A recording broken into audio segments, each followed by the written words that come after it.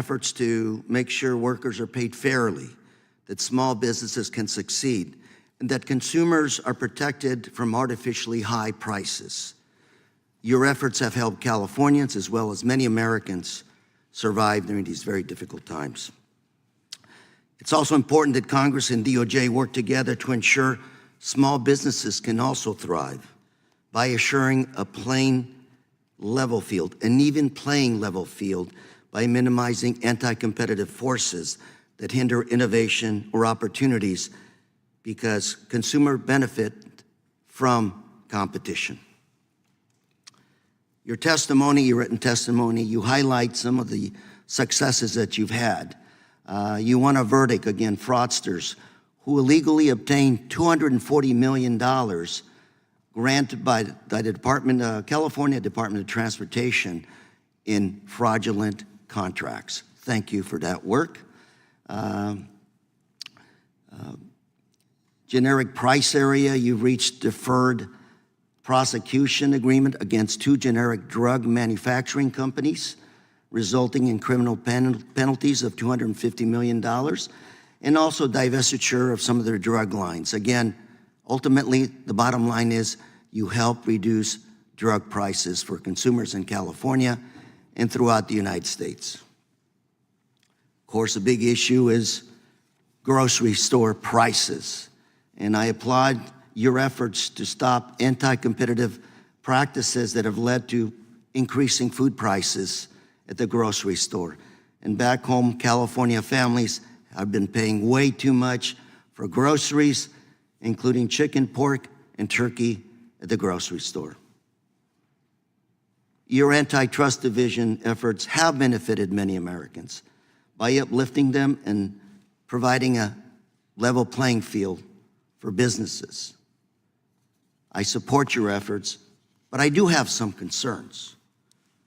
Your expertise at DOJ, you have the primary authority to pursue antitrust enforcements together, I should say, with the FTC. In the airline industry, both the DOJ and DOT have long agreed that your department is a lead enforcement agency, and I agree. But I am concerned that the DOT, that is the Department of Transportation, has indicated that they may well ignore decades of precedent and, more importantly, congressional intent, and will try to attempt to block mergers and acquisitions when your department, the DOJ, decides not to pursue legal action or fails to secure a verdict in court. I fear that if your department supports the DOT's efforts to become the enforcer of antitrust laws, this will erode your department's legitimacy and undermine this subcommittee's authority, and frankly, be a poor use.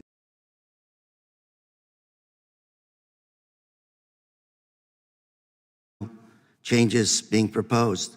It's my understanding that you have mentioned support for the changes to the Hart-Scott-Rodino pre-merger notification form, which the FTC developed in concurrence with the Antitrust Division. I've heard significant concerns from a wide variety of businesses with both of these efforts.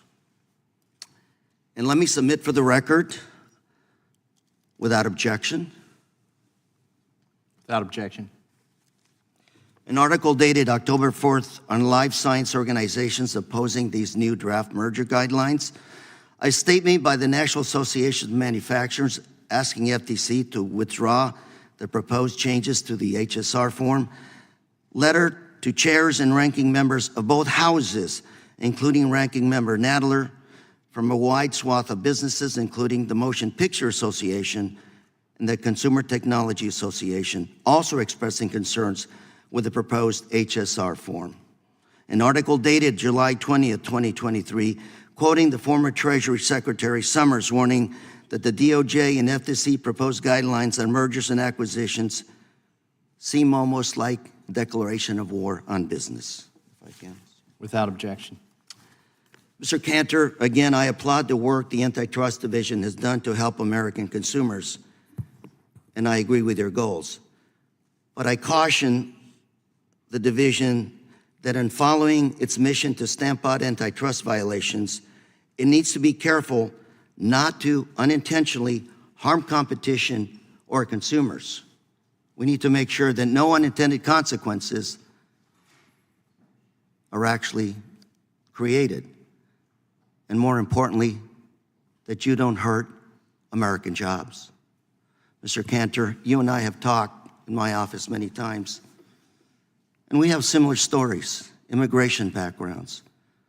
My father was lucky many decades ago to land a good-paying, unskilled labor union job making cardboard boxes in Orange County.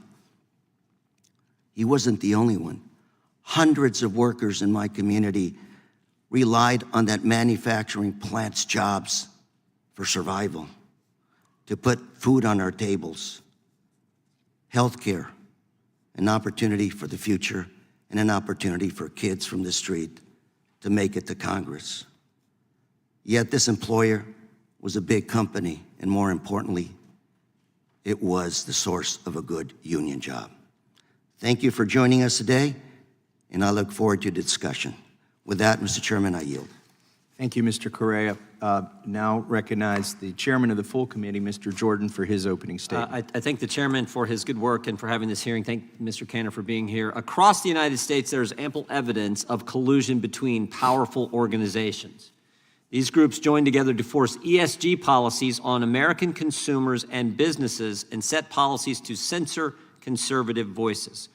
What has the Assistant Attorney General for the Antitrust Division done to rein in this blatant collusion among the most powerful financial institutions and companies in the world? Not much. But the Assistant Attorney General has inserted himself into trade negotiations. He's tried to strip protections for due process rights and competitions in trade talks. His tactics have worked, as the Commerce Department has backtracked on its initial position and no longer supports language from the Indo-Pacific Economic Framework that protects American businesses. The Biden administration is no longer supporting language that appeared in President Trump's U.S., Mexico, Canada agreement to protect Americans. The Assistant Attorney General may not be an international trade expert, but he should know that the protectionist policies by foreign governments like the Chinese Communist Party protect foreign businesses and create barriers for American business. Additionally, the DOJ under Assistant Attorney General Kanter has certainly done its fair share of losing. For example, he tried to litigate the same criminal price-fixing trial 3 times, resulting in 2 hung juries and ultimately the acquittal of all the defendants. The DOJ also has a losing record in civil cases. DOJ has lost 3 merger challenges and won only 1 merger challenge under the Assistant Attorney General's leadership. Based on this record, Assistant Attorney General Kanter needs to rearrange his priorities. I look forward to hearing from the Assistant Attorney General today and answer for his decisions. With that, Mr. Chairman, I yield back. Chairman yields back. I now recognize the ranking member of the full committee, Mr. Nadler, for his opening statement. Thank you, Mr. Chairman. Mr. Chairman, a fair, competitive, and open market is essential to ensuring economic opportunity for all Americans.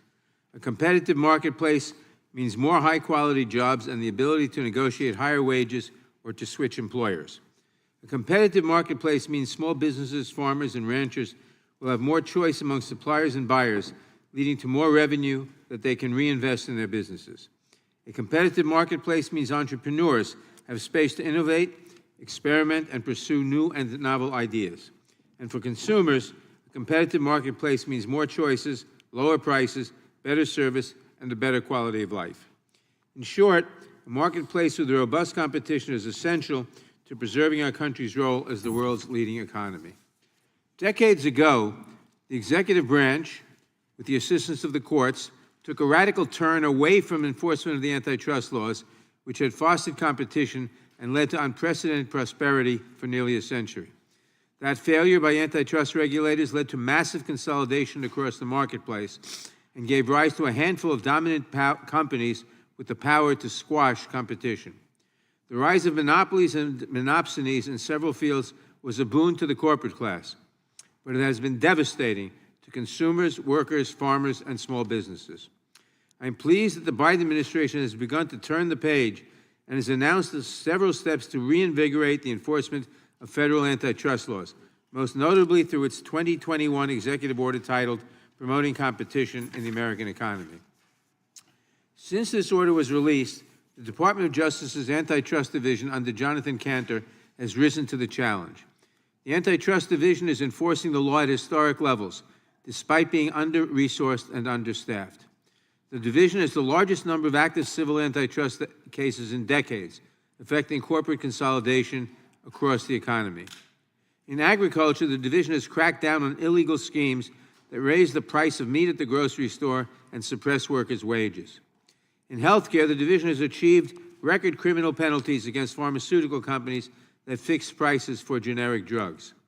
It has taken on major cases to protect consumers in the technology sector and in transportation. In the housing market, the division is investigating collusion among landlords to keep rent prices high. And in government procurement, the division is rooting out collusion in public contracts for the military and elsewhere, saving millions of taxpayer dollars. Responding to the Biden administration's call to action, the Department of Justice, in coordination with the Federal Trade Commission, has released draft merger guidelines that reflect modern market realities that are grounded in Supreme Court precedent and that are the result of extensive outreach with the public over 18 months. Following passage of the Bipartisan Merger Filing Fees Modernization Act during the last Congress, the DOJ and the FTC have also announced draft changes to the Hart-Scott-Rodino Act pre-merger filing form, which will lessen the burden on merging companies and increase efficiency by giving the agencies the information they need to assess competitive effects early on. Thanks to the Biden administration's whole-of-government approach to competition, the economy is making historic gains, with rapid economic growth, low unemployment, and steady progress in fighting inflation after the economic shocks of the pandemic. By faithfully interpreting the original intent of the antitrust laws to ensure fair competition on prices, the division has announced that the party is over for large and unfettered corporations. Industry concentration can cost a typical American family $5,000 a year. Such concentration undermines the ability of Americans to support their families or to create the next successful business. That is why Assistant Attorney General Kanter is working to protect consumers, support workers, level the playing field for small businesses and farmers, and ensure our economy continues to lead the world. Thank you for appearing here today, Mr. Kanter. I appreciate the valuable work of the DOJ Antitrust Division and all that you do to support its mission. I look forward to your testimony, and I yield back the balance of my time. Ranking member yields back without objection. All other opening statements will be included in the record. We will now introduce today's witness, the Honorable Jonathan Kanter. Mr. Kanter is Assistant Attorney General for the Antitrust Division at the Department of Justice. He was confirmed on November 16, 2021. We welcome our witness and thank him for appearing today. I would also like to thank Mr. Kanter for making himself available to myself and Mr. Correa on an informal basis.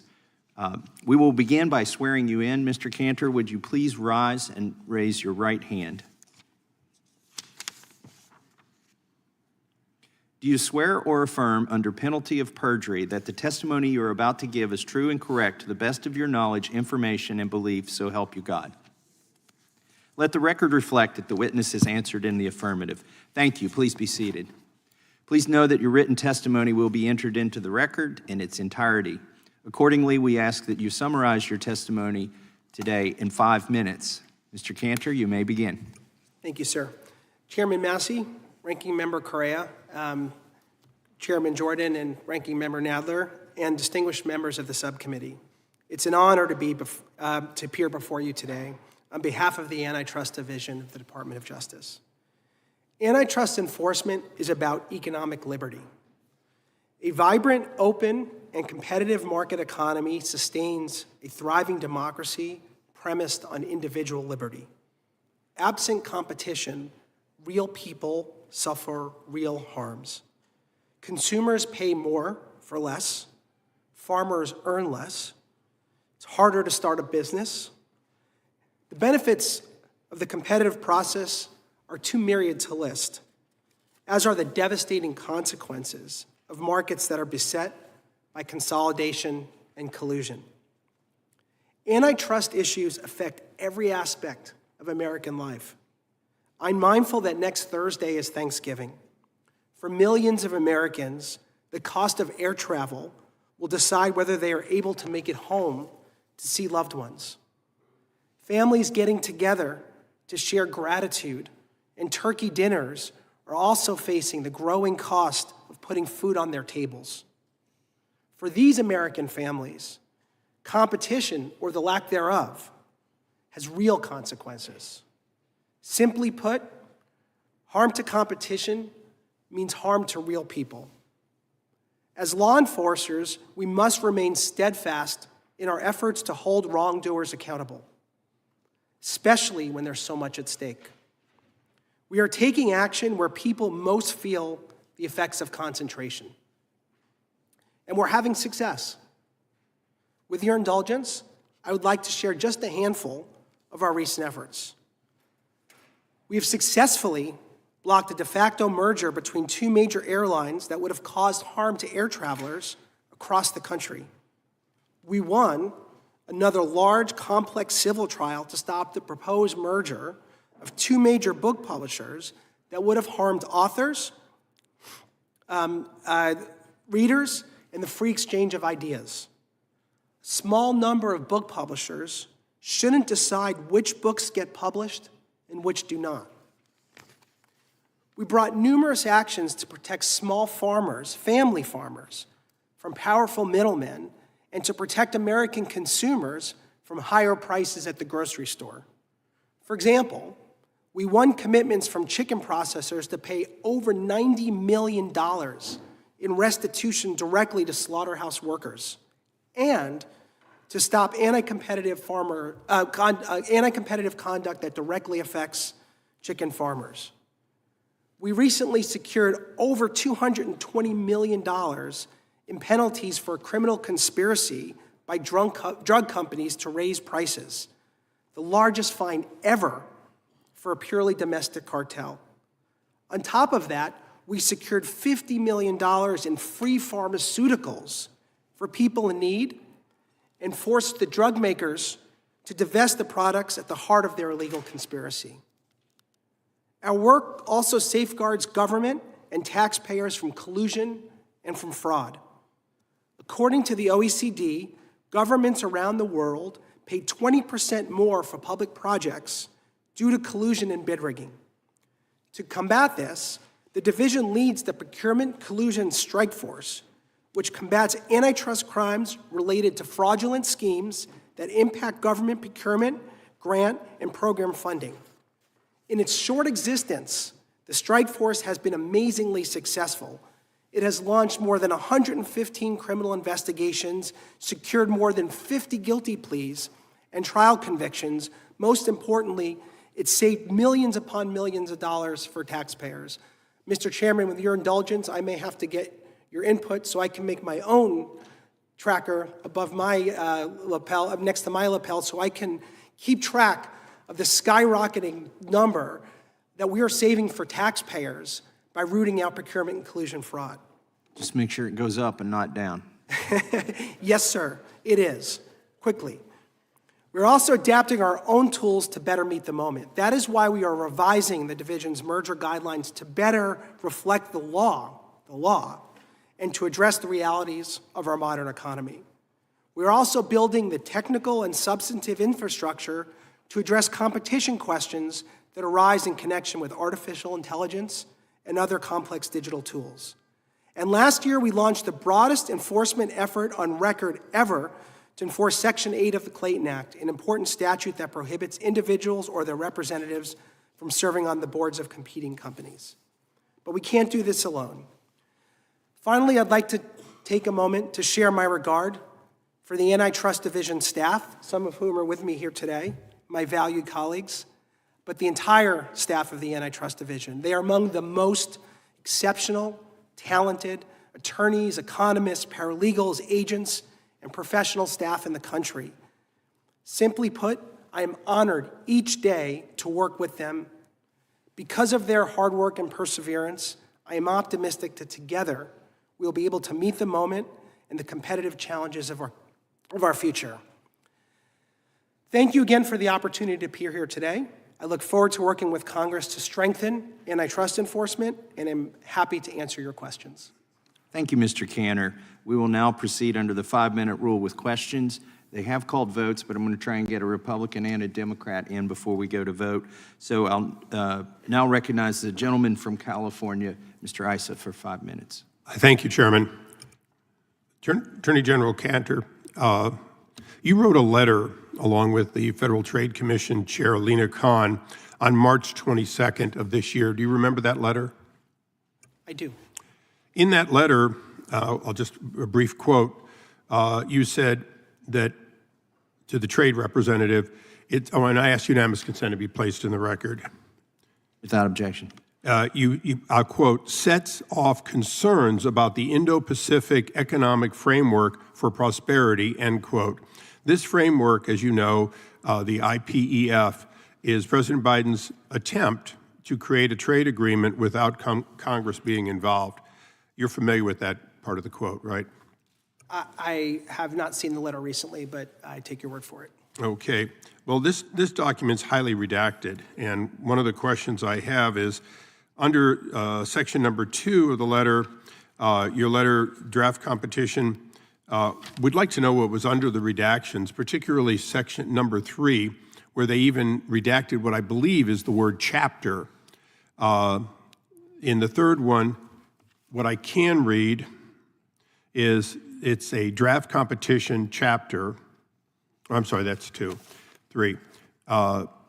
It says, have nor had the opportunity to review this provision such as provisions could.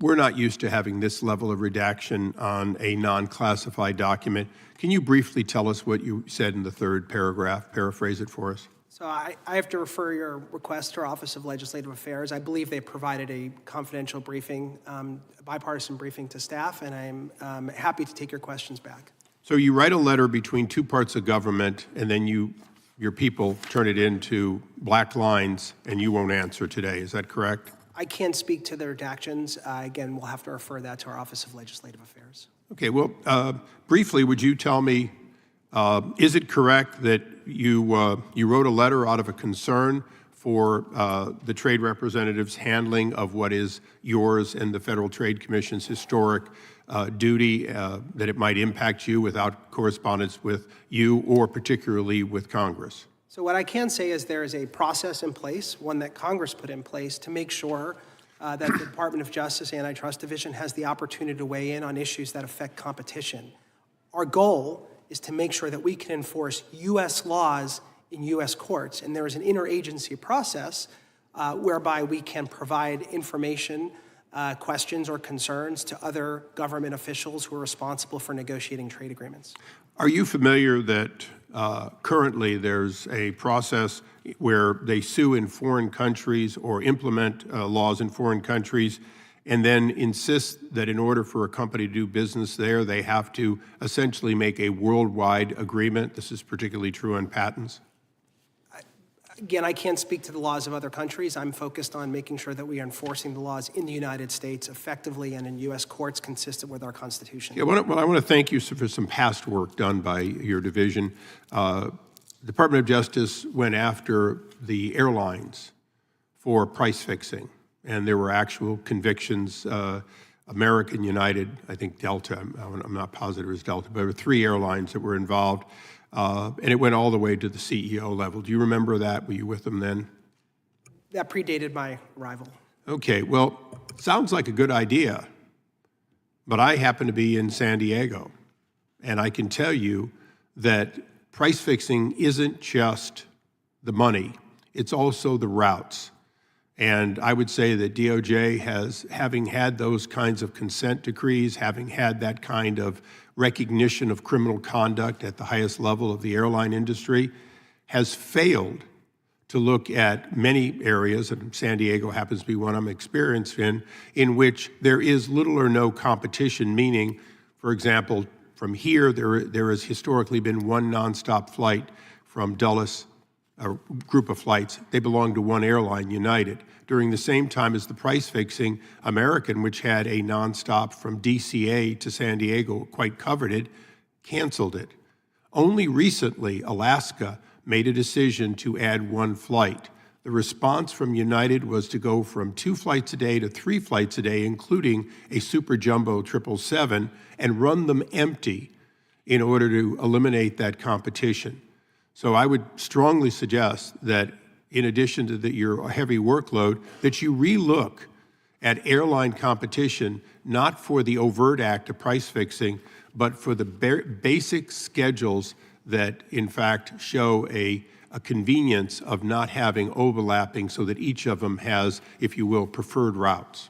Yeah, so we have prioritized enforcing the law as appropriate in this area, and we hear concerns from the entire country about the lack of affordability and availability of flights. We blocked for the first time ever in the history of the Antitrust Division a merger of airlines just last year, and we are in court as we speak at this very moment seeking to block another. And so we have prioritized this area because I said before, as we head into Thanksgiving, people are wondering whether they can afford travel across the country and have availability to see their family. And when people fly to see a sick loved one, they have the right and should have the right and the opportunity to have a competitive fare and competitive benefits of multiple routes.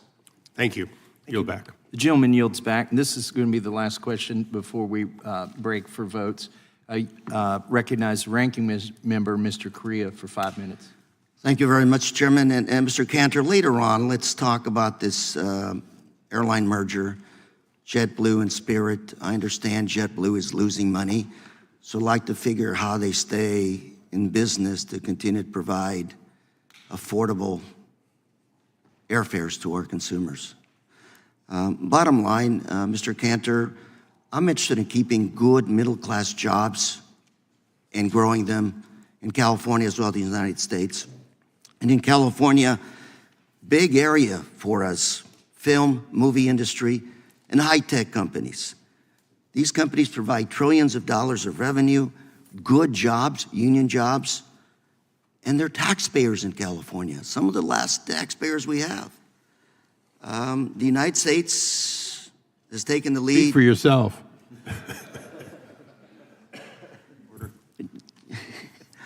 We'll look at your disclosures later on, sir, and discuss that further.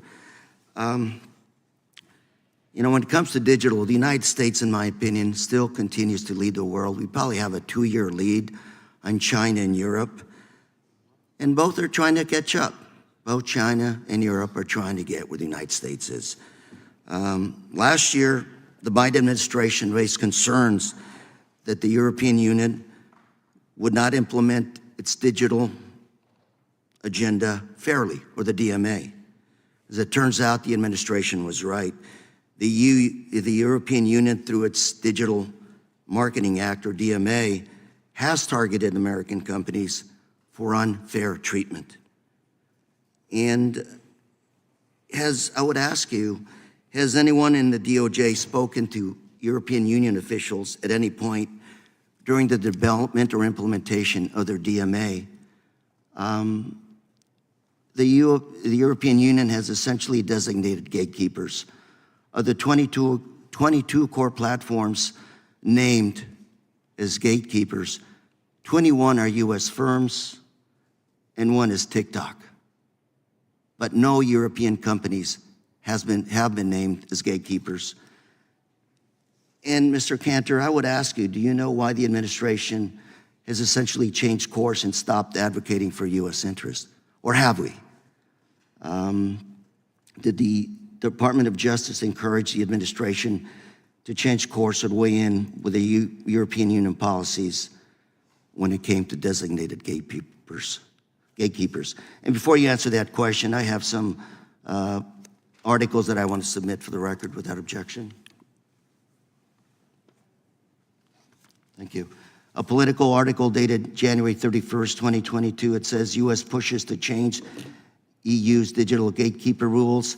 Bipartisan letters from both House and the Senate members raising similar concerns.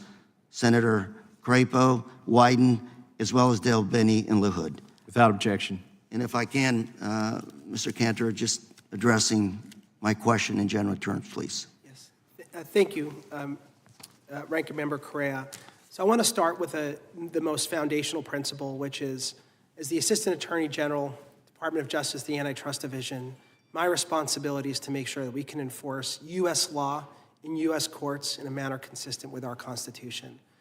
It is longstanding tradition going back many administrations to make sure that we can protect our rights to enforce our laws domestically by having proper and appropriate coordination with jurisdictions across the world. But sir, my question was, did the DOJ weigh in with European officials as they were crafting the DMA and essentially naming mostly American firms as gatekeepers? That is purely a matter for the European Commission. We have. Did we weigh in on that? Let me answer your question, sir, which is that we provided an observer after the rules were written so that we can understand how the rules may affect our enforcement domestically. And that observer was there for a few weeks and is now back home. But ultimately, when we interact with our counterparts abroad, it's done to improve coordination so that we can enforce our laws, U.S. laws, in U.S. courts. Observer, fairness, equity, trade, it's a two-way street. We just observed and didn't opine.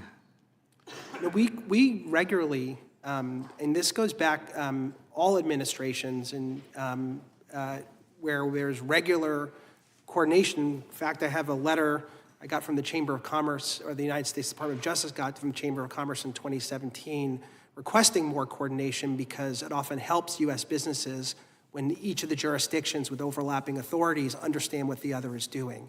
The goal of this work is to make sure we understand how it may or may not affect U.S. interests, and specifically our ability to enforce U.S. laws in U.S. courts. I'm out of time, Mr. Chairman, but I would like to follow up on that Thank you. comment later on. Thank you very much. The gentleman yields back. The subcommittee will stand in recess until after votes conclude on the floor, and I encourage everybody to try to come back here as soon as possible, as soon as votes are over, and I appreciate the indulgence of the witness.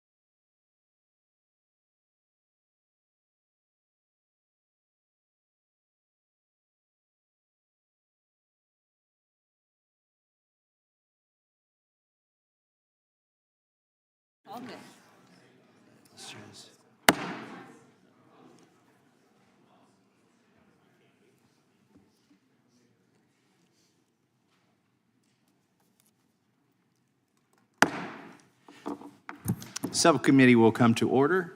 Now I'd like to recognize Ms. Hegeman from Wyoming for 5 minutes. Thank you, Mr. Chair. I am concerned, Mr. Kanter, that some of the largest players in the investment industry are colluding and conspiring and using their power together to force environmental, social, and governance policies, also known as ESG, on American businesses and consumers. These institutions do not appear to care about the preferences of Americans. Instead, they want to force their agenda on everyone across this country, even if that agenda keeps Americans from having access to a robust choice of goods and services. Assistant Attorney General Kanter, Supreme Court case law makes clear that social justifications do not make anti-competitive collusion any less unlawful.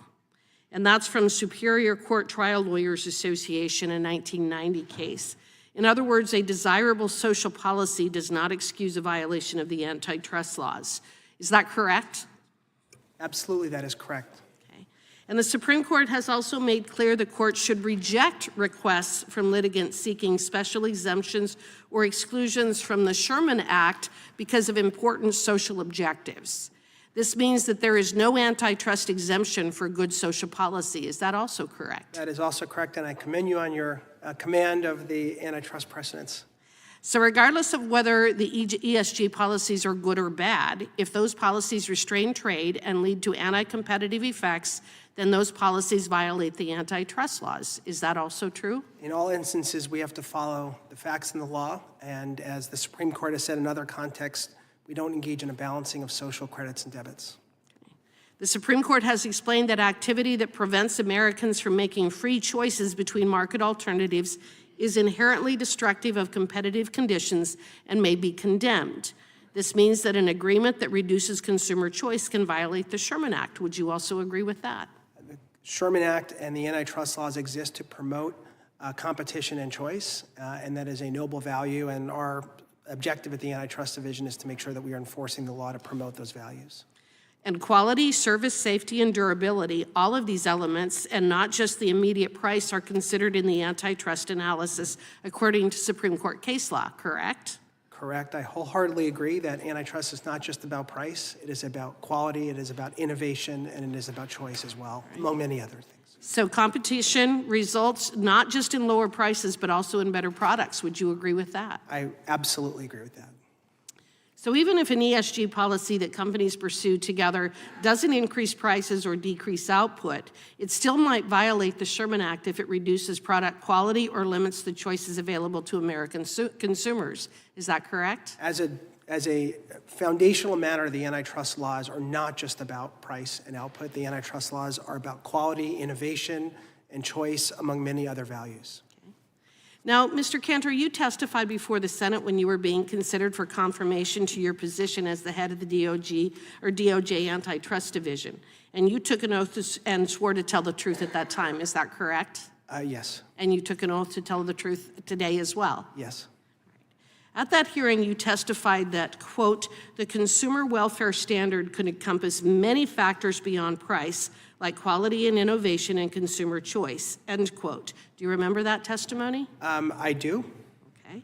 You also testified that, quote, if confirmed, your focus would be to work with the Department of Justice to enforce the laws as Congress has written them and to make sure that we're protecting competition and the competitive process, end quote. Do you remember that testimony? I absolutely do, and I agree with it then, and I agree with it today. All right. Did you testify truthfully at your confirmation hearing? I did. And have you testified truthfully here today? Yes. Thank you. With that, I yield back. Thank you.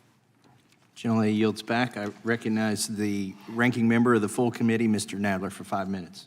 Thank you, Mr. Chairman. The Antitrust Division had around 1,000 staffers in 1979, but today, even though the division is tasked with overseeing a bigger economy and companies that are bigger than some nation-states, the division has just a little more than half that staff. Despite the lack of adequate resources, the division is enforcing the law at historic levels, reviewing over 3,500 transactions in your first year at the division. a record. Mr. Kanter, how is your work affected by insufficient resources, and how can Congress help support your work through appropriations? So as the economy has grown, the complexity of antitrust cases have grown exponentially, and the amount of information and the significance of concentration to the American public has grown. We, as you point out, have over 200 fewer people today than we had in 1979, and that's against the backdrop of an expanding economy. It is essential that we have the resources necessary to keep pace with the issues that affect so many Americans, whether it's a farmer looking for a reasonable return on livestock, consumer looking for affordable air travel, or a consumer concerned about making sure that there's enough choice so that they can get access to private communication services. These are issues that affect every American and we care about deeply. Without sufficient resources, we can't adequately protect the American public from the harms that flow from anti-competitive conduct and unlawful concentration.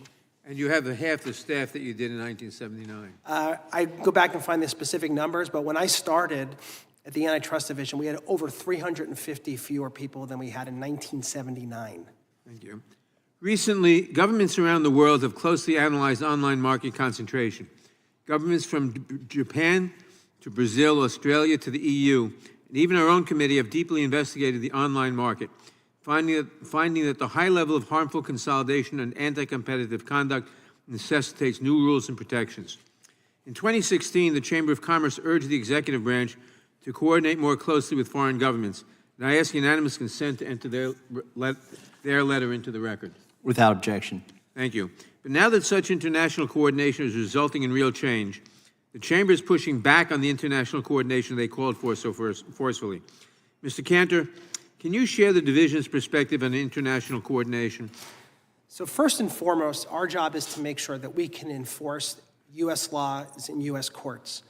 For decades, there's a bipartisan tradition of making sure that we have the appropriate level of coordination because we live in a global economy with international enforcers so that we can understand how their actions abroad and their laws abroad may or may not affect our domestic priorities. And so we've continued that tradition, but at all points, our goal is to make sure that we are enforcing U.S. law in U.S. courts and protecting our interest to enforce U.S. law in U.S. courts. Thank you. The DOJ won a court victory in 2022, last year, that blocked a merger between two of the five big publishing houses, Penguin Random House and Simon & Schuster. I believe you referred to this in your opening statement. This decisive victory was premised on the fact that, according to the DOJ, the merger would be bad for workers. In this case, the writers would get paid less if the two companies consolidated. As you said of the approach, we said that workers matter. This kind of harm matters. In addition to this case, the department has also taken workers into account in the draft merger guidelines under consideration at the DOJ and the FTC. Mr. Kanter, can you speak more about how antitrust enforcement is critical for workers? Absolutely. I think we can all know from our own personal experiences that when we have competition for our labor, we get better salaries, we get better benefits, we get better working conditions. If workers have choice, they can earn more money, they can be mobile, they can work not just doing what they want to do, but where they want to do it, whether it's in a rural community or an urban community. And so the antitrust laws were designed by Congress not just to protect the ability of consumers to get lower prices. That's an important objective of the antitrust laws. But it is essential that workers, particularly hardworking people working for an hourly wage, have the ability to benefit from competition. Thank you, Mr. Kanter. I yield back. Gentleman yields back. I now recognize the gentleman from New Jersey, Mr. Vandrew, for 5 minutes. Thank you, Mr. Chairman, and thank you, Assistant Attorney General, for being here today. You know, like most Americans, small business owners are struggling. They're struggling with an uphill battle against a stagnant economy, a struggling supply chain, and ongoing inflation and high interest rates. And the combination of these results cause operating costs to be higher and higher prices for the American consumer, and I don't want to get into all the reasons for that. But what many Americans might not know is about a hidden factor that is causing as much, if not more, direct financial pain in their wallets. Each and every one of those individuals out there pay it. Everyone sitting here pays it. Swipe fees. Swipe fees when you process a credit card, charged to the business, and sometimes passed on to the consumer. Believe it or not, and these numbers startled me, these hidden fees cost American families as much as $1,000 a month. Not a year, a month. In my state of New Jersey, swipe fees are set to cost residents a staggering $2.74 billion. Not million, billion dollars. And while we could debate all day on the causes and solutions to inflation, the reason swipe fees are so unfair, I believe, is pretty clear-cut. The duopoly of Visa and MasterCard. These corporations wielding control over approximately 80% of the credit card market, 80% of it. And they have set swipe fee rates that average 7 times higher than what those fees are, for example, in Europe and other countries. 7 times. That's a lot. It's unfair, it's unacceptable, and it's wrong. At a time of great financial struggle, it is unfathomable to me that this issue hasn't been addressed, and hopefully we will address it through legislation. But, sir, my questions for you are, Visa and MasterCard dictate these fees that banks must charge in order to accept their credit cards, and it seems like a classic violation to me and to others of antitrust. How can you tell this committee if the DOJ Antitrust Division is looking into this market duopoly and what work they're doing, and if so, what steps are be taking on what I believe is a very paramount issue? So thank you for your interest and your comments. As I'm sure you appreciate, I can't comment on specific companies or specific matters, but I'm greatly appreciate your recognition that antitrust enforcement can lead to lower prices, it can lead to more competition, and it can lead to better outcomes for American consumers and in particular small businesses. And so without weighing in on any specific matter, I can say that preserving the ability of small businesses to save consumers money is an extremely high priority for the Antitrust Division. So this costs small businesses a lot of money. It's gotten worse. It really is a problem. I don't ask you to even comment on MasterCard and Visa. I mean, we all know, everybody in the room knows who the elephant is, but can you comment on the idea of swipe fees and there's so little choice? See, I believe when somebody processes a credit card, they should have a choice. When I say somebody, I mean a business of going alternate routes, but they don't. And we have legislation to work on that, and hopefully that will pass through this Congress. But I'd like to know if, just in the general idea of it, the concept, the philosophy, have you all looked at this at all? So I greatly appreciate the question, and I want to take great care not to comment on any matter that may or may not be pending before the Department of Justice. Not the answer I wanted. There's been a lot of recent challenges in the Antitrust Division. I know we've talked about a shortage of labor force there, and not to be challenging you, but we have had trouble in securing courtroom victories recently. I think we would all agree on that. Don't you believe that maybe instead of these really difficult challenges that you've had with courtroom victories, it might be better to look at these swipe fees? I guess what I'm asking you, at least from one congressman to one assistant attorney general, could you at least look at this? It's a real big deal. People would appreciate it. It affects everybody, what age, what color, what, income category, then every single person in America is affected by this. Yeah, I understand that, and I'm sure we can talk about it, but I'm extremely proud of our court record, including our numerous victories, but none of that comes to the exclusion of looking at other issues that have a significant impact and resonate with the American public and small businesses. I don't want to exclude other issues, but I want you to look at this issue. I duly noted, sir, and I appreciate your question, and I will make sure that we take that back. Thank you. I yield back, Chairman. Gentleman yields back. Now recognize Ms. Jayapal for 5 minutes. Thank you, Mr. Chairman. Assistant Attorney General Kanter, thank you so much for your leadership and for the critical work that your office is doing to revitalize antitrust enforcement and promote robust competition. You entered the Justice Department with bipartisan support from 9 former antitrust division heads. And in your brief time with DOJ, the Antitrust Division has already won its first criminal antitrust case against employers that sought to suppress pay and prevent workers from switching jobs. You've opened investigations into corporate monopolies like Ticketmaster. You've secured huge settlements for American workers, for small businesses and consumers, and you continue to vigorously defend our economic security and privacy interests in court against big tech giants like Google. Now, I know I've heard some of my colleagues say that, that there are businesses that are concerned about some of the work that you're doing, and I'm not surprised, because for the first time, their lobbying efforts on both sides of the aisle are not necessarily working, because for the first time, we have a Justice Department and an Antitrust Division that is actually promoting competition and using the tools that you have. So I, for one, am very grateful. I am disappointed that our bipartisan efforts to strengthen competition have stalled in Congress, but I'm proud that we're doing what we can to put antitrust considerations front and center. That's why I worked with Ranking Member Nadler to send a letter yesterday urging the White House counsel's office to integrate competition-related questions into the administration's judicial vetting process. I seek unanimous consent, Mr. Chairman, to enter into the record that letter to White House counsel and the letter I signed to President Biden requesting that any digital trade provisions of an Indo-Pacific economic framework are consistent with his whole-of-government competition policy agenda. Without objection, so ordered. So, Mr. Kanter, I understand that you prefer to litigate cases to a decision instead of seeking settlements. Can you briefly explain why?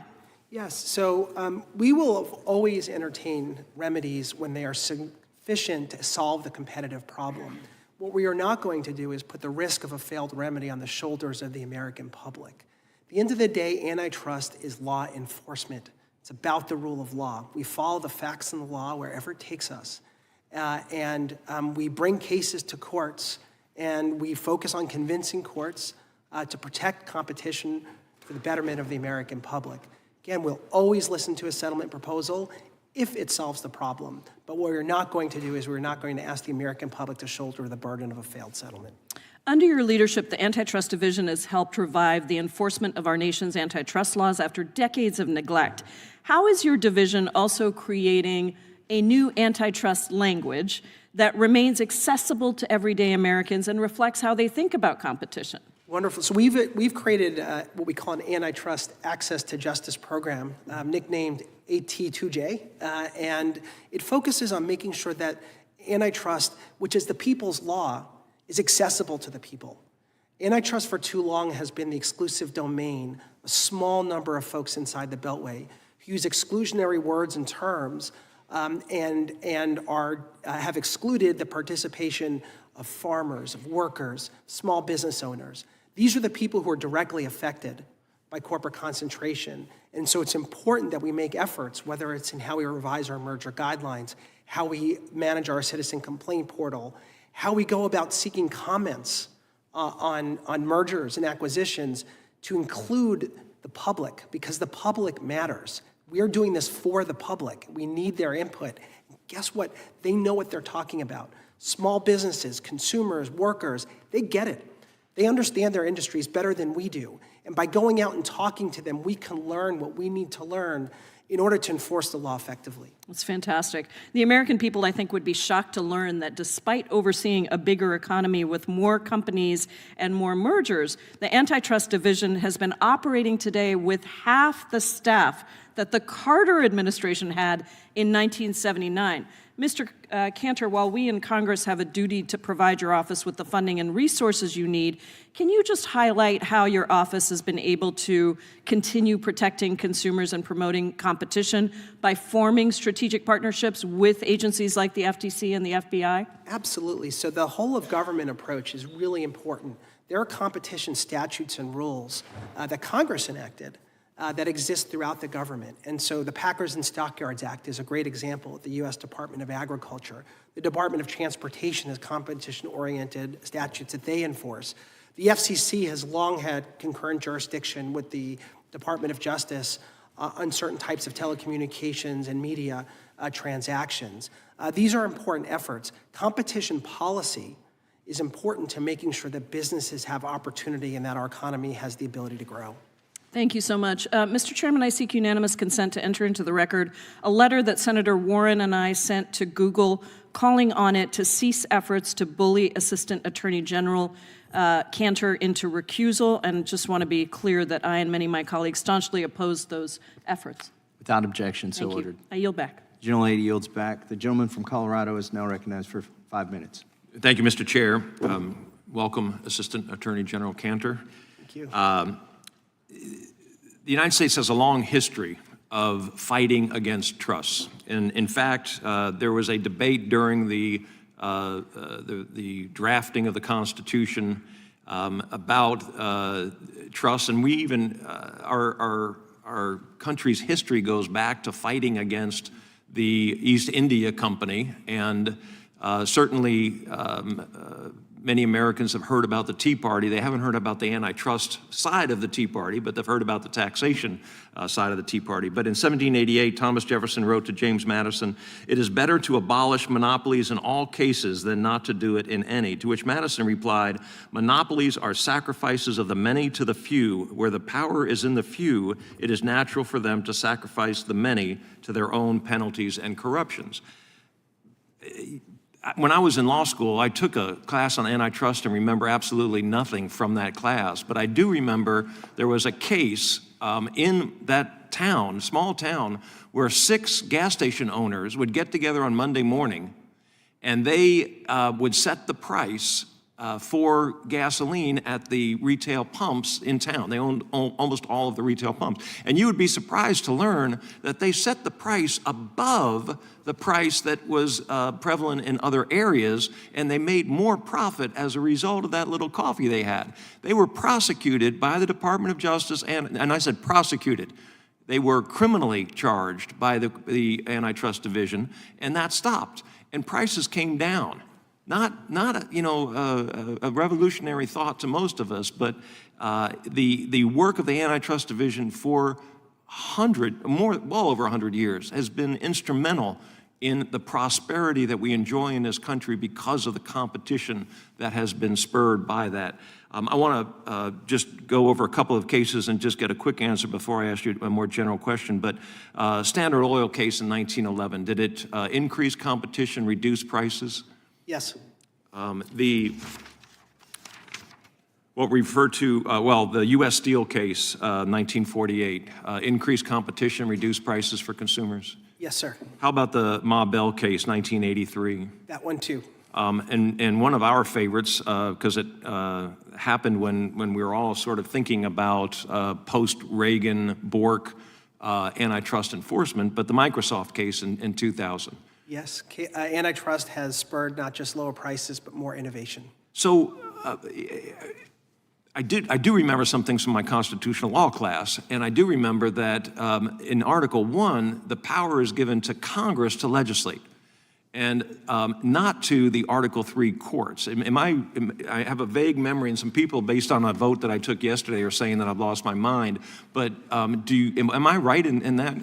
I seem to recall that your articulation of the Constitution is correct. In general principles, principles. So who developed the consumer welfare standard? It was not Congress. It was the courts. Which one? So if you asked 5 antitrust lawyers, what is the consumer welfare standard, you'll often get 6 different answers. Okay. A standard isn't a standard unless everyone agrees as to what it is. But you won't find a single statute where the consumer welfare standard is defined. That is correct. And we now have a much different economy than we had 50 years ago, 30 years ago, with the advent of e-commerce and really online everything. In fact, if you had been here a year and a half ago, this probably would have been online with members participating virtually in this hearing. Based on that drastic change in the economy, has Congress kept up with its duty to legislate? So I take very seriously and consistent with your words earlier that it's ultimately up to Congress to determine how to legislate and to write the law. As an enforcer, it's our job to enforce the law as you write it. And so I deeply respect that division, and we will make sure that we are enforcing the law and using our taxpayer resources to bring about the vision that Congress sets forth in its statutes. My memory from being in DOJ years ago is that I think there are 93 districts, judicial districts in the United States? Yes. Oh, good, I have a good memory. And in those 93 districts, if you went to each of the district courts and asked for a ruling on cases, you would get a variety of answers. But if you come to Congress and ask for an answer on big tech, you'd get one. What is the need for, and what would you prioritize in terms of our job to legislate on big tech? So again, I want to be very deeply respectful that ultimately it's the prerogative of Congress to write the law, and it's our job to enforce the law as you write it. From time to time, we provide technical assistance or views with respect to pending legislation. We did that in the last Congress, including with respect to legislation that you sponsored, providing our input. But as I said before, and as you indicate from your questions, it is extremely important that in antitrust law, we respect that it's the words of Congress, that Congress writes the law and we enforce the law as written by Congress and ultimately interpreted by the Supreme Court. I yield back, thank you. Gentleman yields back. The gentleman from Georgia, Mr. Johnson, is now recognized for 5 minutes. Thank you, Mr. Chairman, and Assistant Attorney General Kanter, thank you for being here today and for your testimony and for your work on behalf of the American people. You've heard the term used, defund the police, correct? I have heard that, yes. And you've also heard my friends on the other side of the aisle talk about defunding the DOJ, haven't you? I have heard that from time to time. And recently you testified that the Antitrust Division has almost 400 fewer employees than it did in 1979, despite its mandate, which is to police an economy where the rich and the powerful have become more rich and powerful, and where workers have been lowballed and consumers have been paying higher prices. The work of the Antitrust Department is vital to ensuring that our economy thrives, that our consumers can afford to purchase goods, and that our workers are paid fair wages for the work that they do. Mr. Kanter, you've spoken about how the DOJ lacks the resources to enforce our nation's antitrust laws as robustly as possible. How can the DOJ's capacity for antitrust enforcement capacity be strengthened? So thank you for the question. You're right, even sitting here today, we have significantly fewer resources and personnel than we did in 1979.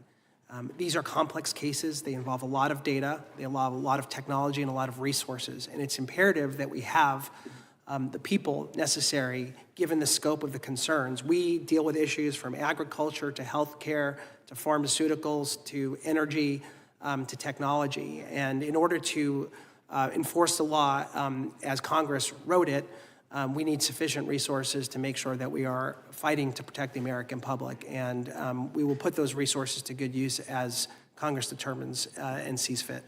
Last year, under Democrat control of the House, we passed the Bipartisan Merger Filing Fee Modernization Act, which was signed into law.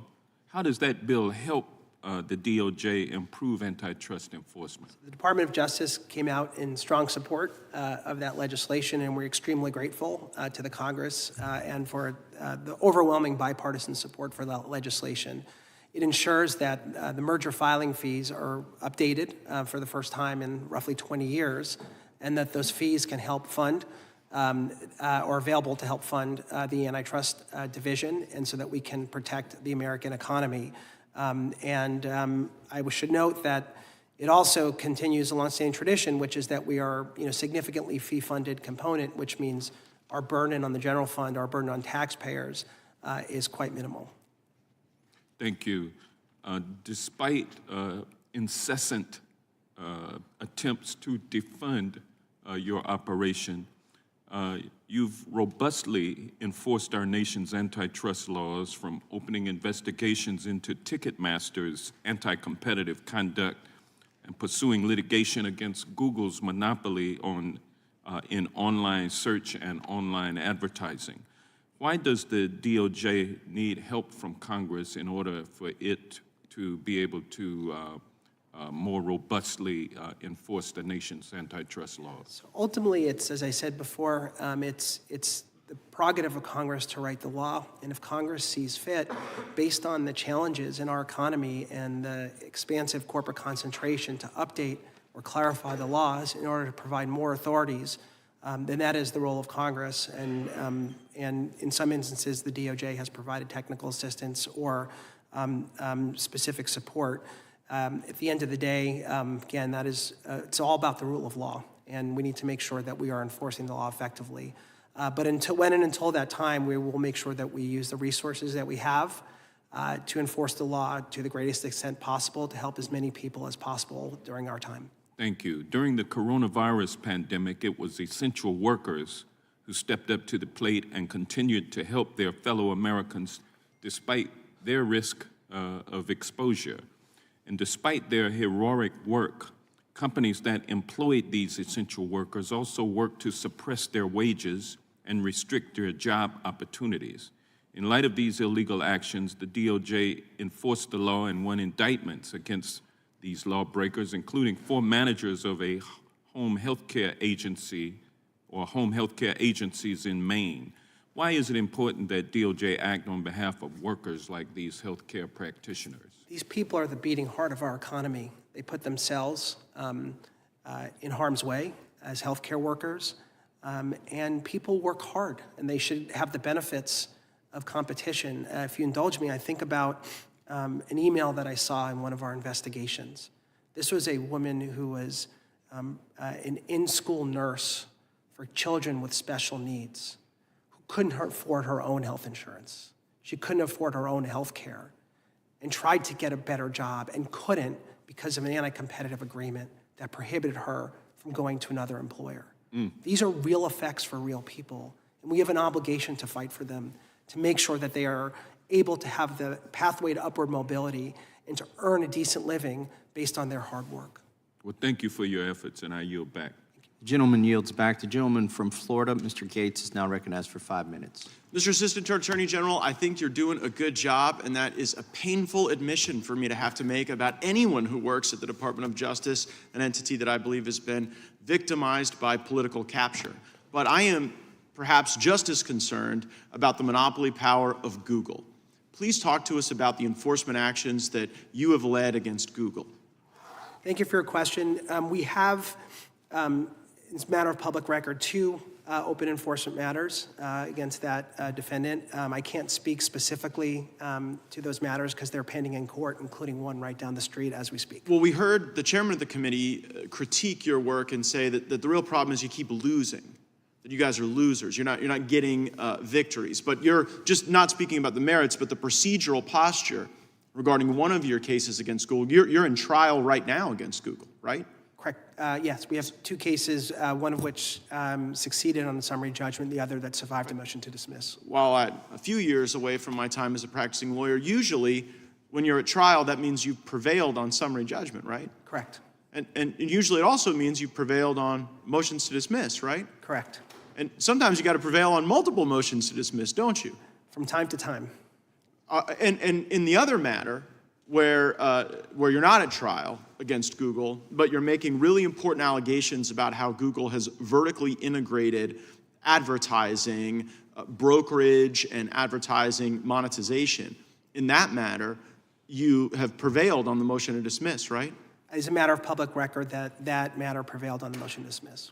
So are you tired of winning? Well, I can give you a whole other list of our victories, including in court against mergers. We've had... Well, I want to stay on big tech because okay. It's really concerning to my constituents. Why should our fellow Americans be concerned about any entity that has the ability to vertically integrate search and ad brokering?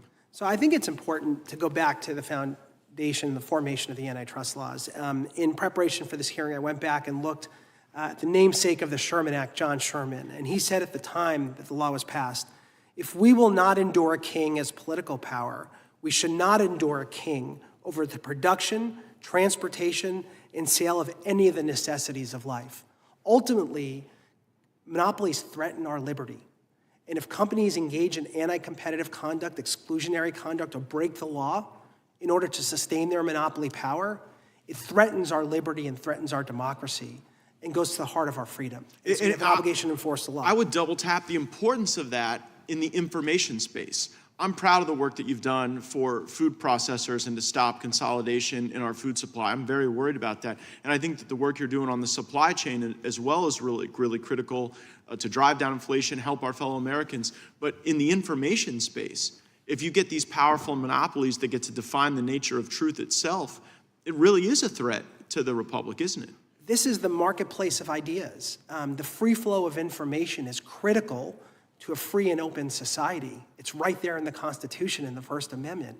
And when companies control the information highways, they control access to information, it threatens the marketplace of ideas. I want to encourage you to continue to pursue those cases, because a dynamic that I've observed at DOJ, and it's not a criticism of you, but of others, is that what they want to do is go create these enforcement actions that are just enough virus for those people to then go and sell the antidote when they leave DOJ and go work for some, big high-priced law firm. So they go create a little virus, then they go sell the antidote. I don't think that's what you're doing. And sometimes that means you have to take some intermittent losses along the way, but when going up against the toughest and the worst companies, it seems as though you've got the human resources and the financial resources to pursue that.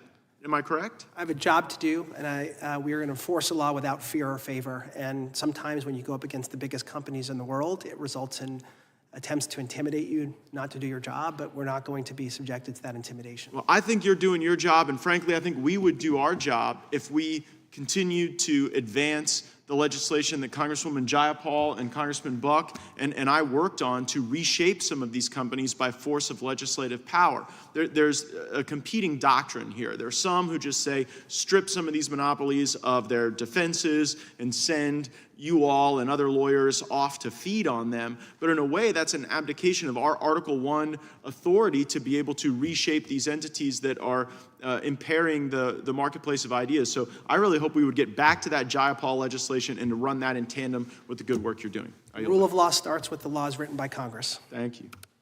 The gentleman yields back, and now recognize Ms. Scanlon from Pennsylvania for 5 minutes. Thank you. And thank you, Assistant Attorney General Kanter, for joining us today in an era of increasing concentration and anti-competitive behavior. Really want to commend you in the Antitrust Division for your efforts to strongly enforce our existing antitrust laws against monopolies in a whole range of industries, as you've suggested.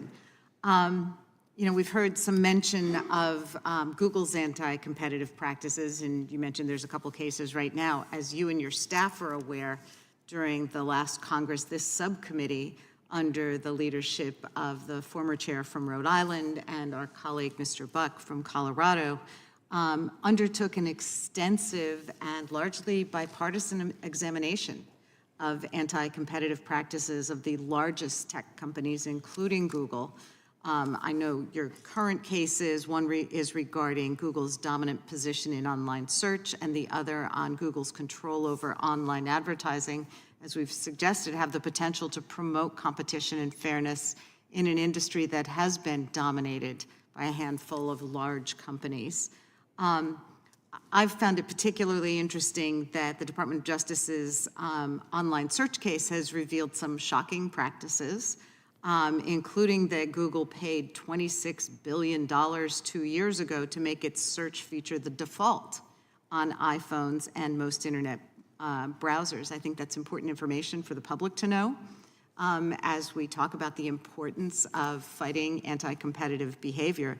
It defies logic to see how an industry can be deemed competitive if one company can afford to pay its competitors not to compete. And as you engage in these prosecutions, I see some takeaways. While I understand that in certain cases settlement might be an appropriate choice, I do think the sunlight that is provided by public prosecution is important. A second takeaway would be that the discovery and public disclosure of evidence is necessary, as I said, to help the public understand what these companies are doing and how it impacts our consumers and small businesses. And if there is trouble moving to a successful conclusion of those cases, I suspect it will be not because Google's actions were not anti-competitive, but that we may need to update some of our 100-year-old statutes that are in your legal toolkit to go after monopolies. And I would appreciate any suggestions you have in how we might do that, understanding that you might not be able to refer to the cases currently under prosecution. And thank you for the question. And as I indicated before, I can't comment on active litigation matters, but I very much appreciate your recognition of the hard work of my colleagues, some of whom are with me today, and many of whom are in court today and back at the Department of Justice, who work tirelessly at great personal expense to fight for the American public, and I'm so proud to call them colleagues. With respect to the role of Congress, as I mentioned before, the rule of law starts with the writing of the law, and ultimately that is the prerogative and the role of Congress. And as a law enforcement authority, we have to enforce the law using the tools that you give us. In the last Congress, there was robust discussion in this committee about changes to the law, and we've provided input based on our technical understanding of those proposals and our views, and we're happy to reshare that with the committee and working through our Office of Legislative Affairs, provide input as appropriate.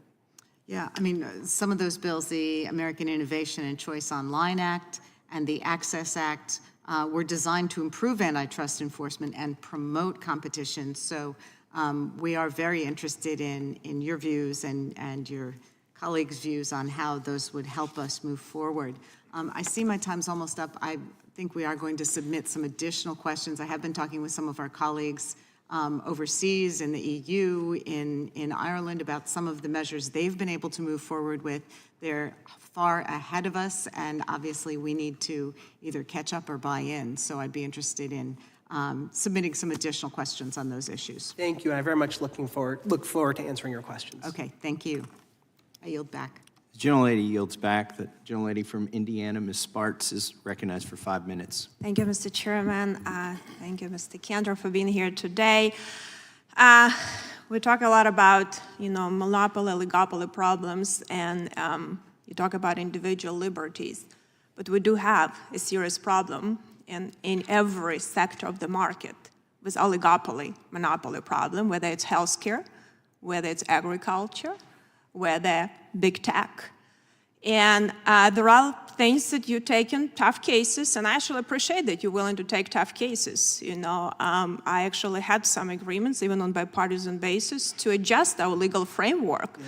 We cannot just allow companies to have unlimited immunities. We cannot allow companies not to have proper accountability and protection of property rights, including data protection, because that's become a new type of property, and we didn't define them. We do have challenges with consumer welfare standard, which maybe need to be defined a little bit more broadly and everything else. But don't you believe, we pass a lot of different laws, but in reality, you're treating the symptoms, but it seems like a lot of your cases, you get dismissed or have weak evidence, you're really treating the symptoms.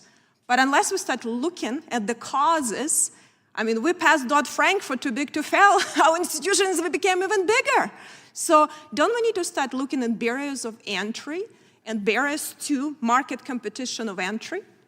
So absolutely. When we deal with monopolization concerns, we need to go make sure that we're focused on core monopolies and core considerations or conditions that, if they violate the law, sustain monopoly or oligopoly positions. And so we've undertaken that effort in our investigations. But you can do only symptoms. The barriers of entry that we create in a lot of ways, either through USDA regulation, either through bills, you cannot deal with that. Is that correct?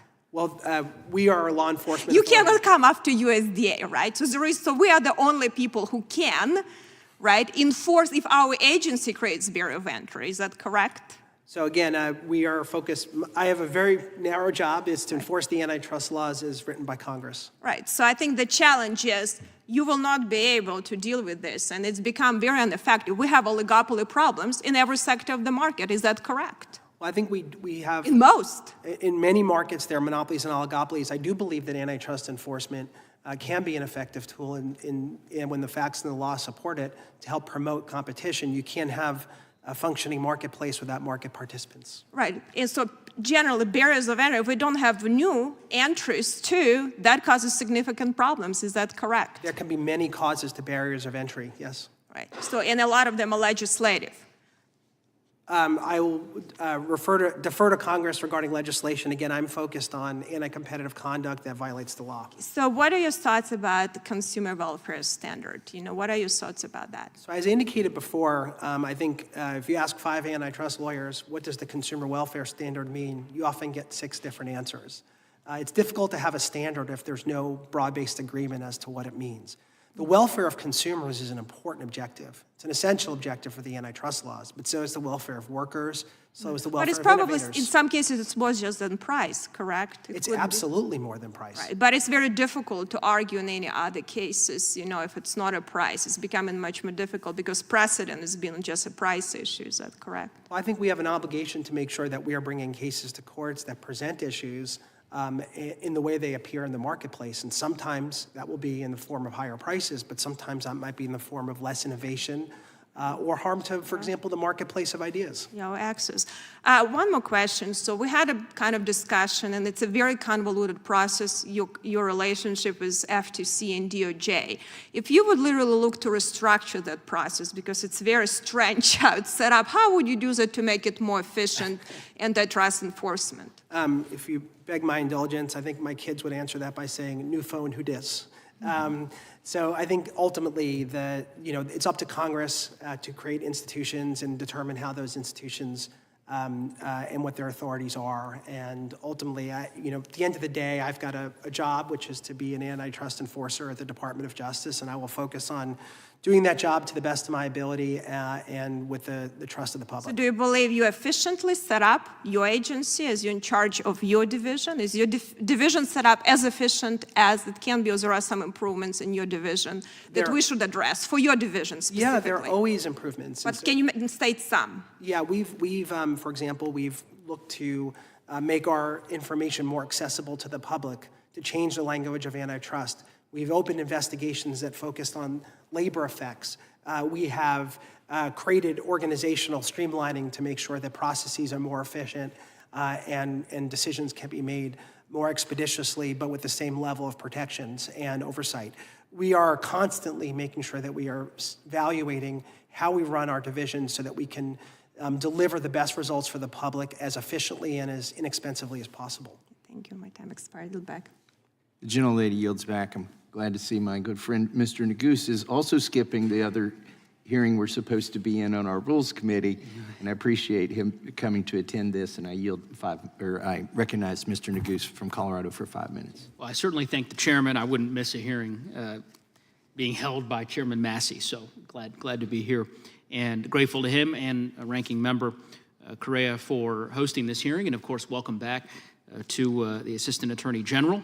We're grateful to you for your hard work at the Department of Justice and for the work of all of the folks within your agency that they are doing each and every day to protect the public and to protect consumers. I really think that the work you've done, and of course in partnership with the chairwoman of the Federal Trade Commission, Chairwoman Khan, has been incredibly important and meaningful in terms of putting consumers first, fighting against monopolistic power.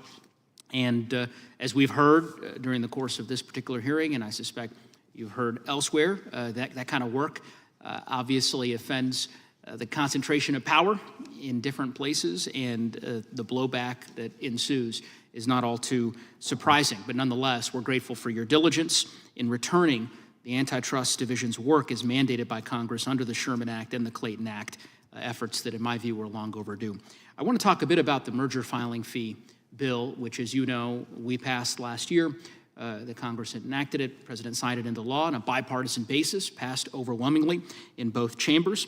It was an effort that I was proud to lead alongside my Republican colleague from Colorado on a bipartisan basis, Congressman Buck, which essentially would ensure that the DOJ and the FTC had the resources that they so desperately needed from an antitrust enforcement perspective. You noted, I believe this was last year in your testimony to the United States Senate, that your division is operating with 400 fewer employees than it did in 1979. And that was at least at that time that you were testifying, and I suspect that hasn't changed materially. Of course, that was before I was born. So you think about all that has changed over the course of the last half a century, well, actually less than half a century, 40 years, and yet you all are operating with less people than your predecessors did. The merger filing fee guidelines were intended to help change that, the Modernization Act, I should say. Unfortunately, it appears that the budget that Republicans have proposed for the next fiscal year contravenes that congressional intent that we had all arrived at in terms of a consensus less than a year ago, because the budget that my colleagues on the other side of the aisle have submitted would only further cut your already insufficient funding levels and prevent you from carrying out the work that is so needed to protect American consumers and small businesses. I think it'll have a lasting impact. I'm curious if you might want to expound a bit on if the current proposed levels in the appropriation bill that we're taking up today in the Rules Committee, as Chairman Massey mentioned, if those levels were to be enacted into law, how would that impact, or in my view, impede the work of your agency? Yeah, thank you, Congressman, and thank you for your work and your leadership on the legislation from last term. Indeed, it provides much-needed available funds for the Antitrust Division so that we can enforce the law, which, as you indicate, covers the entire economy. The work that we do lowers prices for consumers. It saves taxpayers millions upon millions of dollars in collusion and procurement fraud. It opens up opportunities for new businesses to start and thrive. The return on investment from antitrust enforcement is a multiple that would be the envy of Wall Street.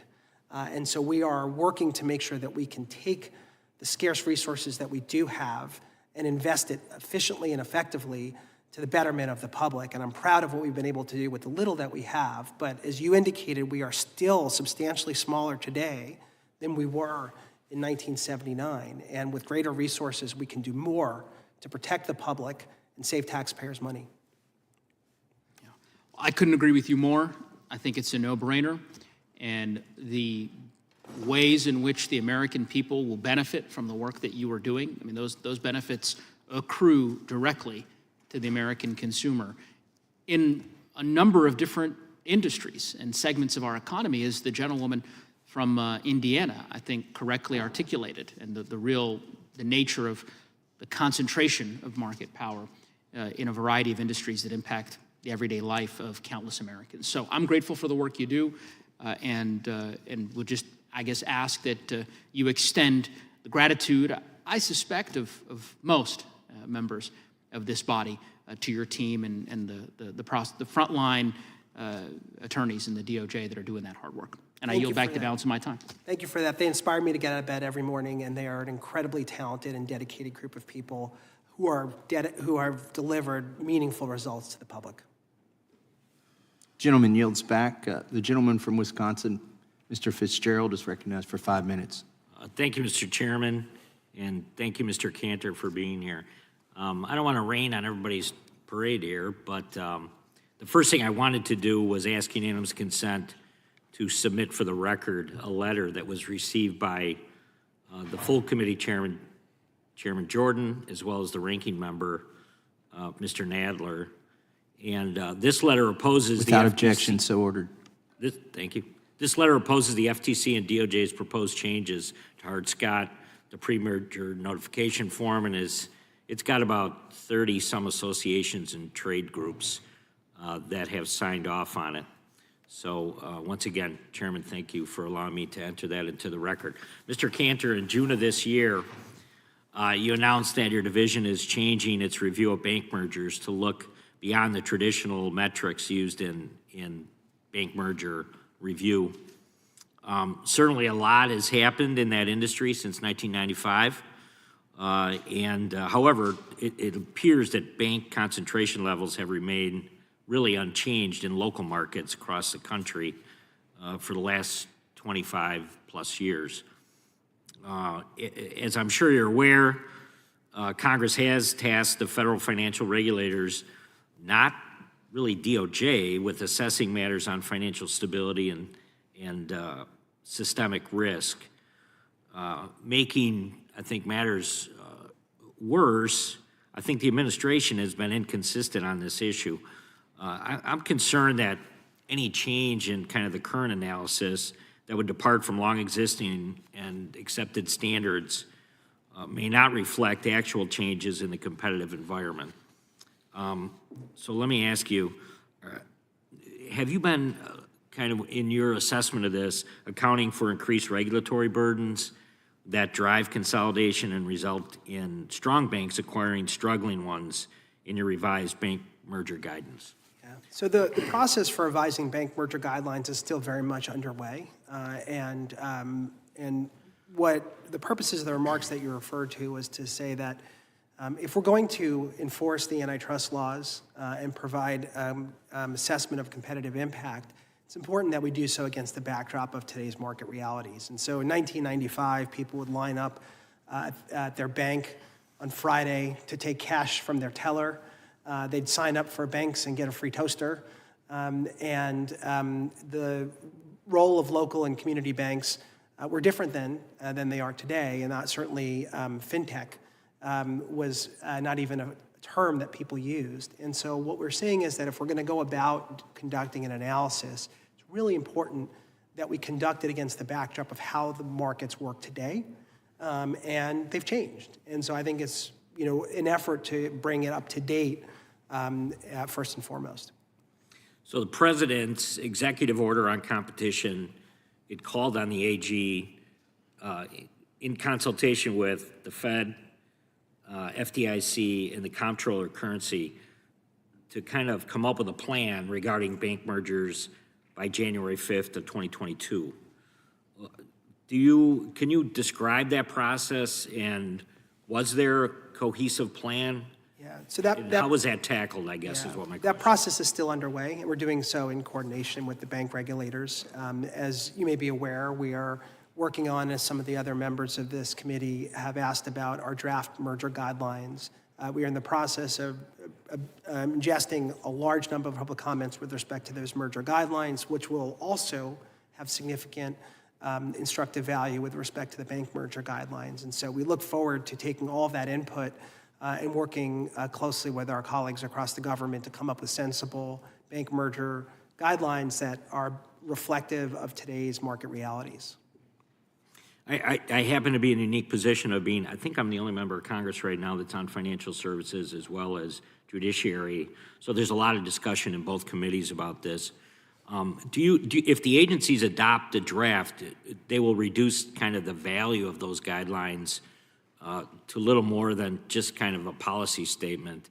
Do you feel like we're in a position where you're going to be able to kind of be more public on these issues? Yeah, certainly with respect to the, let me respond first with respect to the general merger guidelines, which are in draft form. We wrote them as a first and foremost for the rule of law. These are the first guidelines ever to cite Supreme Court cases, because ultimately we are a law enforcement agency, and if we have to adhere to the rule of law and how we enforce enforce mergers, and so or merger law, and so we have written these to be durable and tractable. But I should note that we've also submitted them for public comment, and we've received tens of thousands of comments from individuals, from businesses, from farmers, and overwhelmingly supporting our draft merger guidelines. But we're in the process of reviewing every single one of those comments and then making updates to the draft. It's an important process that we can learn and before we finalize the existing merger guidelines. Thank you, Chairman. I yield back. The gentleman yields back, and I'll recognize the gentleman from Maryland, Mr. Ivey, for 5 minutes. Thank you, Mr. Chairman. Mr. Assistant Attorney General, I appreciate you being here. Appreciate the great work you've been doing. It's a great opportunity to have a chance to ask a few questions of you today, but I want to start with a comment. There have been a couple of my colleagues who've talked about the Google case, and I join those views. I think those are tough cases, and I know a lot of times when people come and testify before the Judiciary Committee here, wins and losses end up being sort of how people get measured, but this is one where I thought it was important to take it on. You might lose it. I mean, it's a very tough case, but I don't want to put bad mojo on you. You might win it as well, and I think that would be a good thing for the American people. I did want to add, and I know you can't comment on it anyway because it's live litigation. I did want to ask you about artificial intelligence and what your shop is doing on that front. We've heard testimony about the need to hire additional staff overall, Carter era numbers. Mr. Nagoose hadn't been born yet in '79. Those were good days for me. I remember '79 fondly, but I did want to ask you about that, because in your testimony you mentioned that you're hiring more scientists. But it seems to me that AI is something that's really moving very rapidly and evolving very rapidly, and I'm always concerned that government isn't able to keep up with that. I want to get your sense of what you're doing to try and address that. Yeah, thank you. So first and foremost, it's important that we understand how the stuff works. And so, AI is a term that's used to describe lots of different things, and machine learning and computer science and in a wide range of areas. There's, at the end of the day, anytime you have a significant technological transformation, it creates both opportunities and risk. And so from an antitrust perspective, we are focused on making sure that we are preserving the many wonderful opportunities that can flow from new innovations and new technologies, and so that the marketplace has the opportunity to spread the benefits around to the public broadly. With respect to AI and data-driven technologies, sometimes the aggregations of data, large data at scale, can lead markets to tip or become a barrier to entry.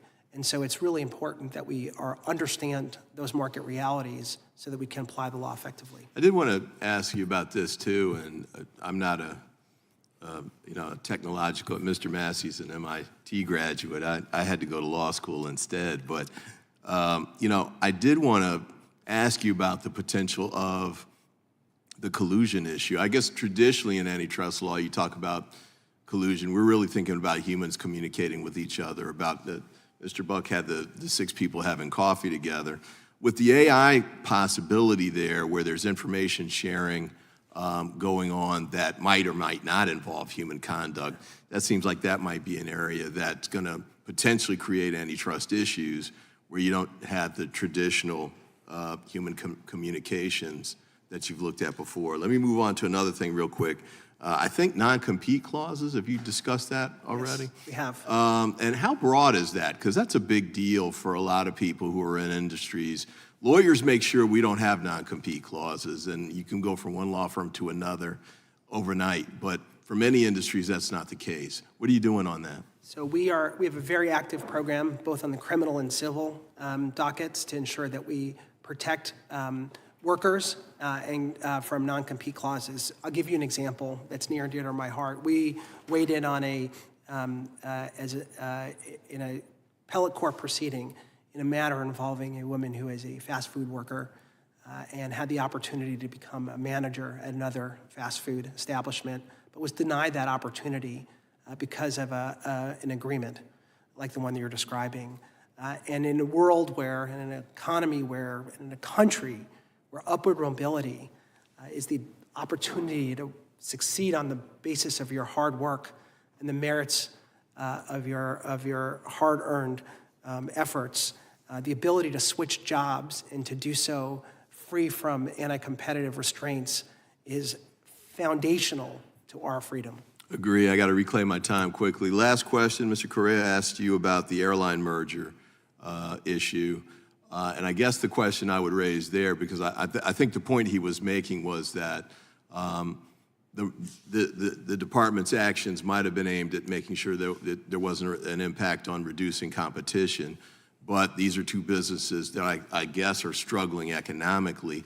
To what extent does the department take into consideration that, this merger might be necessary for these two businesses, or generally speaking, to remain economically viable? And I appreciate that. I can't comment on active litigation or pending matters. We take in all considerations. We want to make sure we understand market realities.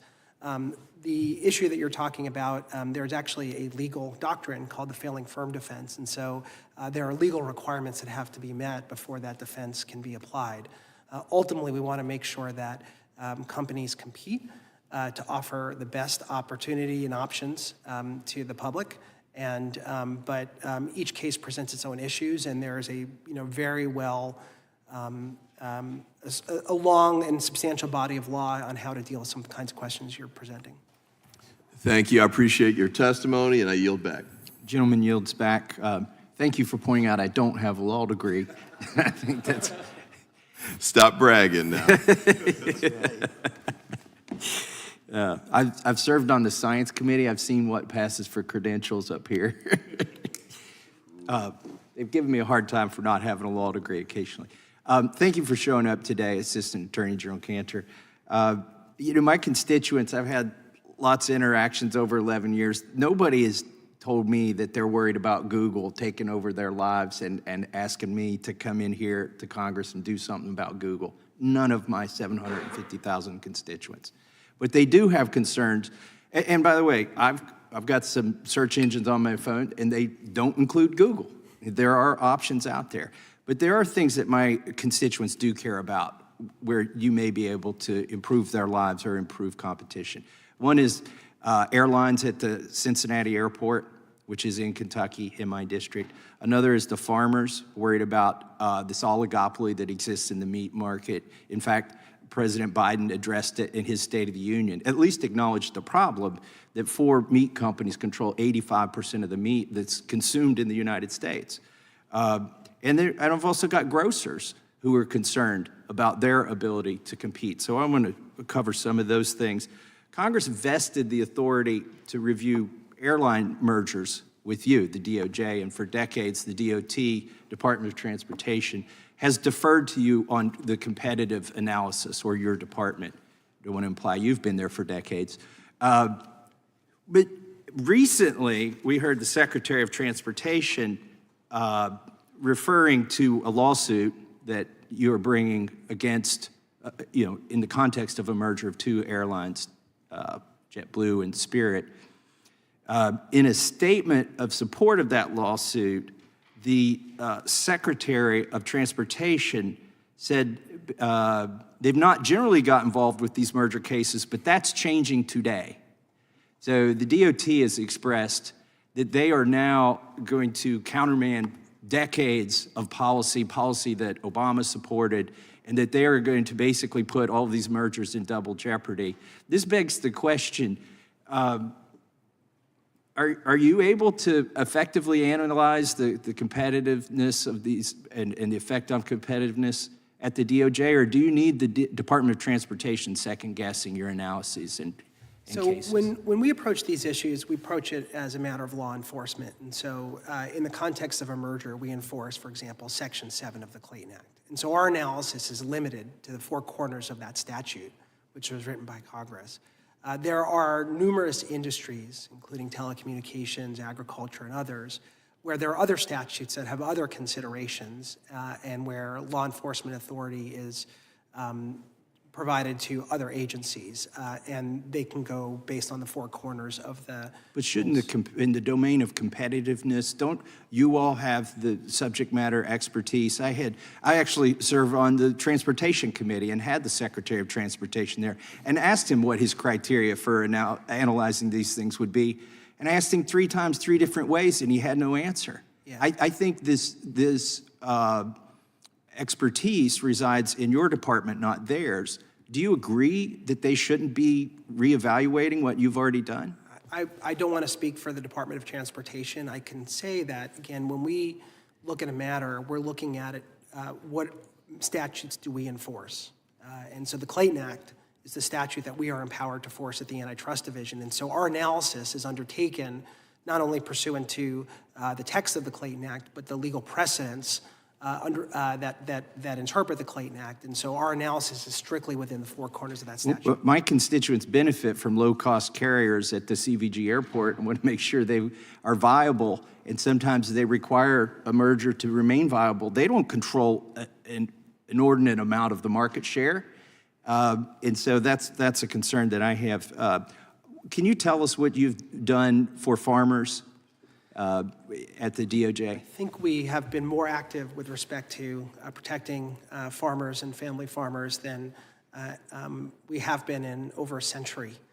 We've brought criminal and civil cases to protect the ability of family farmers to get a better return, a fair return on their crop and on their livestock.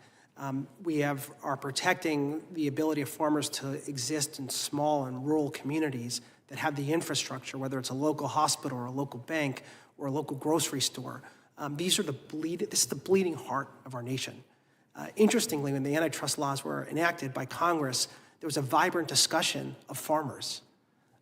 And I had the privilege of sitting with family farmers just a few weeks ago, learning more about their businesses and the struggles that they have, and whether it's how much they have to pay for inputs, whether it's the ability or inability to repair their tractors, or the difficulty negotiating for a fair return on their cattle. These are all real issues that they are confronting on a regular basis. And at the Antitrust Division, we have brought a significant number of matters. We had a matter that we filed just a couple of weeks ago relating to meat packers and pricing. We had a matter just last week, a consent decree that will protect the ability of farmers to switch meat processors without incurring substantial penalties for taking advantage of competition. We entered into another matter. We brought another matter focusing on protecting poultry farmers from the tournament system.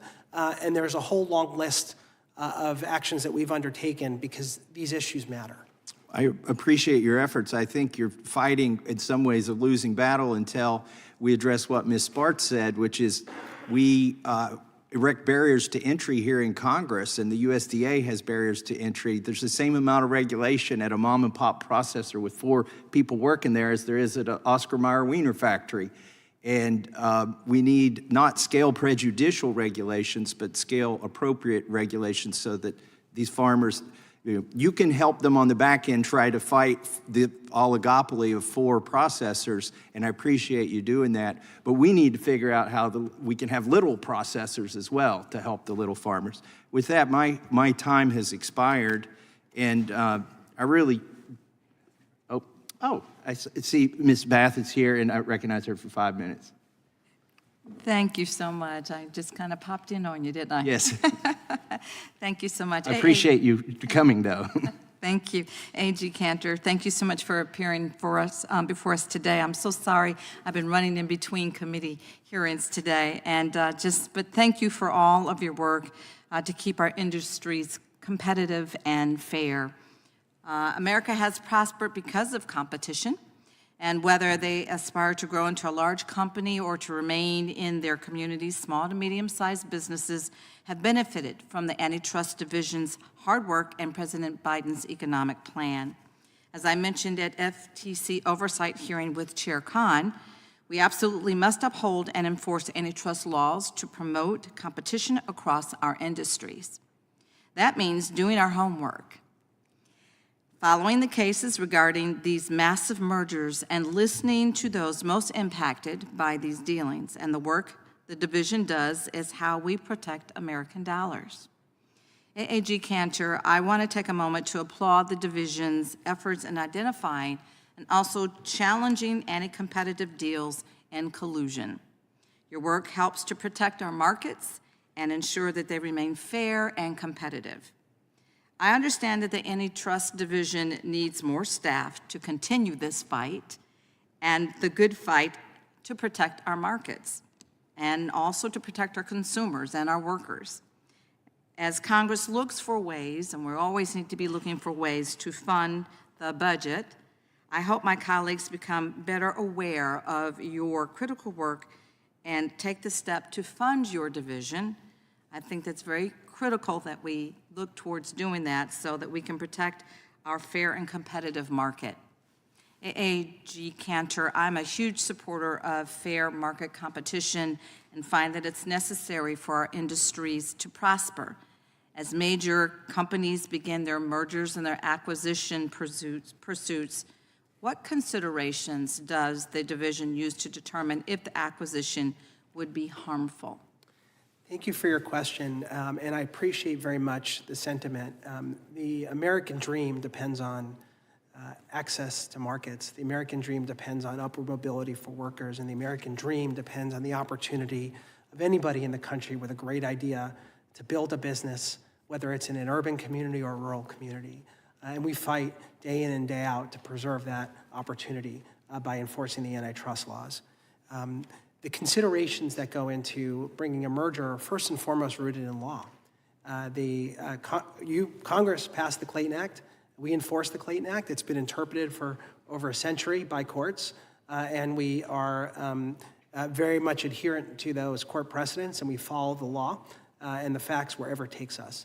At the same time, sometimes facts change, sometimes market realities change and evolve, and that's a wonderful thing, but we have to make sure that we keep pace. That is why we're in the process of updating our merger guidelines to make sure that we can reflect and stay consistent with the applicable legal precedent, but also understand that the world as it exists today is different than it existed 20 or 30 years ago. And as market realities change, the tools that we use to understand those market realities need to evolve as well. Thank you for that. And as these mergers continue to take place, which we know that they will, what considerations are made by the Antitrust Division to determine if suppliers, small businesses, and local service providers are actually protected?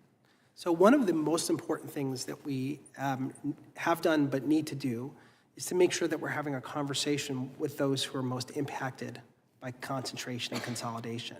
And so we've taken an effort to not just make sure that we are enforcing the law effectively, but to have a conversation, to change the language of antitrust so that we can engage with those communities who are most affected, because they understand better than anyone what the effect of a transaction might be, whether it's a small business looking to survive, whether it's a consumer looking to get a lower price, or a new entrant looking to start a new business and thrive.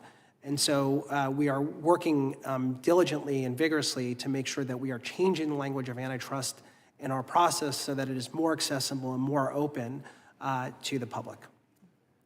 As we always say, just go to the source, correct? Correct. Thank you so much. I appreciate it. And thank you so much, Chairman. Thank you for your testimony today, AAG Kanter, and I yield my balance of my time. Thank you, Ms. McBath. Gentlelady yields back. That concludes today's hearing. We thank the witness for appearing for the committee today. I thank you for making yourself available to us between hearings as well. And without objection, all members will have 5 legislative days to submit additional written questions for the witness or additional materials for the record. Without objection, the hearing is adjourned.